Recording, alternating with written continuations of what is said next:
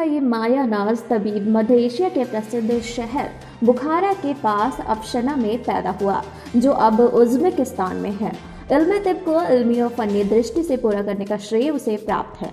अपनी सलाहियतों के आधार पर पूरब में शेख उर रईस के नाम से मशहूर हुआ तो पश्चिम में एविकेना के नाम से प्रसिद्ध हुआ।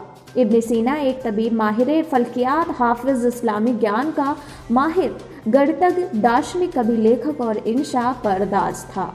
इसके लगभग सारी किताबें उसके जोरे कलम और हुस्न अदा का सबूत हैं। इसकी किताब अल कानून को यूनानी चिकित्सा की सबसे प्रामाणिक और मानक किताब मानी जाती है।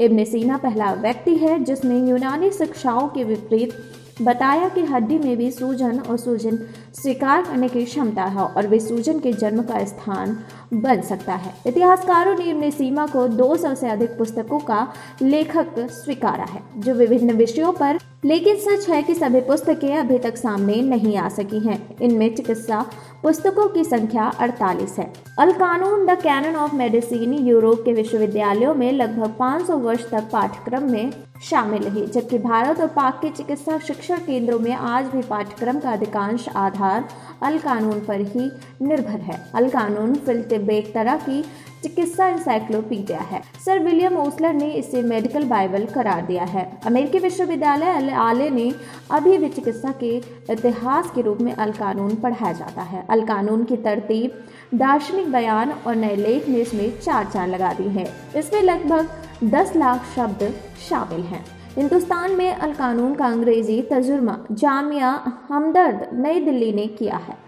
इब्न सीना की दूसरी बेहद अहम किताब अल अदबिया अल कल्बिया इब्न सीना में अल कानून फिल तिब्ब के बाद निहायत अहम है। इस किताब में दिल के लिए मुफीद 63 दवाओं का जिक्र है।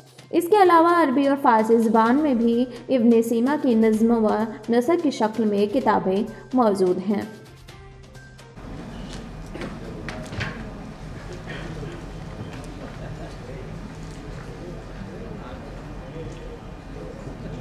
Institute for social harmony and upliftment के संरक्षक मौलाना खालिद रशीद फरंगी महली जी, संस्थान के अध्यक्ष पूर्व IAS अधिकारी डॉक्टर अनीस अंसारी जी, डॉक्टर राम मनोहर लोहिया संस्थान के नवनियुक्त निदेशक doctor AK Tripathi ji, associate professor doctor M Mohsin ji, King George medical university के प्रोफेसर डॉक्टर कौसर उस्मान जी, संस्थान के महासचिव श्री मोहम्मद खालिद जी, आमंत्रित महानुभाव, पत्रकार मित्र, देवी और सज्जन,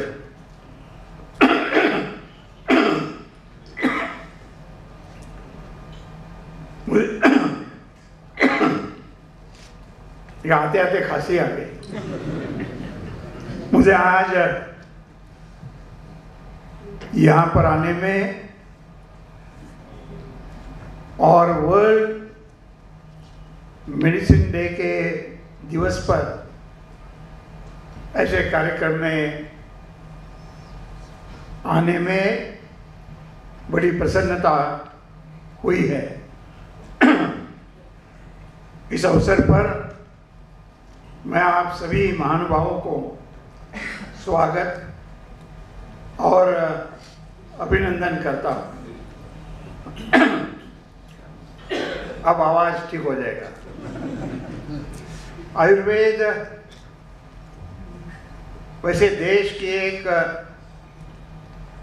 परंपरागत चिकित्सा पद्धति है और मैं इसमें ज़्यादा नहीं जानता हूँ।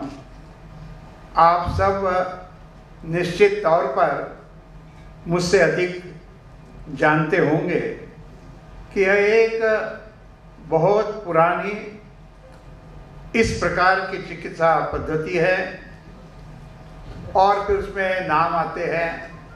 हम कोई आयुर्वेद की दवा लेते हैं तो फिर चरक का नाम आ जाता है, सुश्रुत का नाम आ जाता है। और यह एक भारतीय जीवन की परंपरागत इस प्रकार की चिकित्सा पद्धति है। इसी प्रकार से यूनानी का भी एक अलग महत्व है। मंच पर अभी हमारे मुख्य अतिथि विराजमान थे, महामहिम राज्यपाल जी और तमाम शख्सियत और भाई और बहनों।